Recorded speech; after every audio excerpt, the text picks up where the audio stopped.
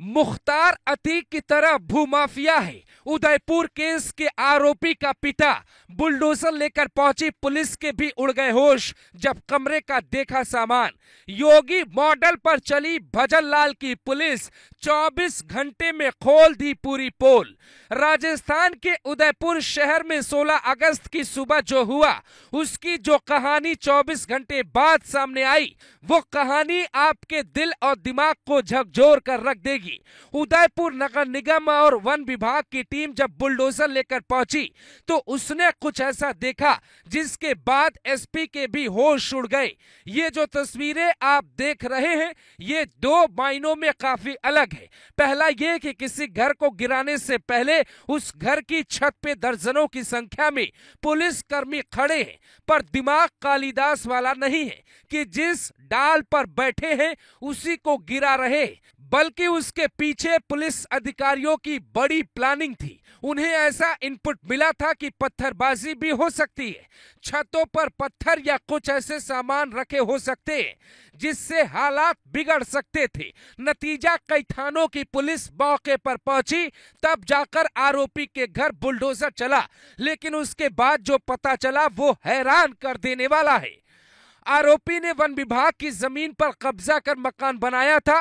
वहां के कलेक्टर कहते हैं हमने नोटिस दिया, उसके बाद बुलडोजर एक्शन लिया। ऐसे में सवाल ये खड़ा होता है कि क्या उदयपुर केस के आरोपी का पिता मुख्तार और अतीक की तरह भूमाफिया है जिसने वन विभाग की जमीन पर कब्जा करके न सिर्फ आलीशान मकान बनवाता है बल्कि अपने लड़के को भी ये सिखा रहा था कि बाहर किसी से डरना नहीं। क्या वो किसी ग्रुप का हिस्सा है जो लड़कों के दिमाग में इस तरह की बातें भरने लगा? उदयपुर के कलेक्टर साहब कहते हैं कि हम ये पता लगाने की कोशिश में हैं कि उसके पास इतना खतरनाक सामान आया कहां से।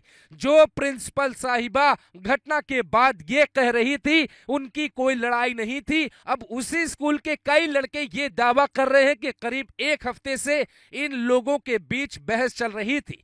होमवर्क को लेकर दोनों की लड़ाई हुई थी। जो लड़का अस्पताल में जिंदगी और मौत की जंग लड़ रहा है वो पढ़ने में काफी तेज तर्रार था। तो क्या ये लड़ाई नंबर 1 बनने की थी या फिर आरोपी लड़के को किसी ने अपने खास मकसद के लिए उकसाया था? वो कौन है जो राजस्थान की धरती का माहौल खराब करना चाहता है? उदयपुर केस में जिसकी दाल नहीं गली तो अगले ही दिन जयपुर में उसने माहौल खराब करने की पूरी कोशिश भी कर डाली। क्या इस पूरे खेल के पीछे कोई और है जिस व्यक्ति तक पुलिस को पहुंचना ही होगा?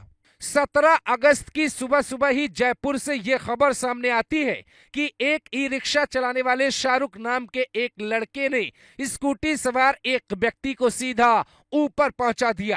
दोनों के बीच विवाद ई रिक्शा में स्कूटी टच होने को लेकर हुआ था। इस मामले में सियासत शुरू हो गई तो बीजेपी विधायक बाल मुकुंदम आचार्य ने ये तक कह दिया इधर बांग्लादेशी भी रहते हैं। यहाँ पर अपराधी किस्म के लोग यहाँ रहते हैं तो उसकी भी कहीं ना कहीं जांच करेंगे। कोई बांग्लादेशियों की भी बात आई, कोई औरों की भी आई, तो अब उन्होंने शिकायत की है तो शिकायत के आधार पे सारे विषयों को देखा जाएगा और तथ्यों के आधार पे कार्रवाई होगी। तो क्या इन मामलों में रोहिंग्याओं और बांग्लादेशियों का हाथ है?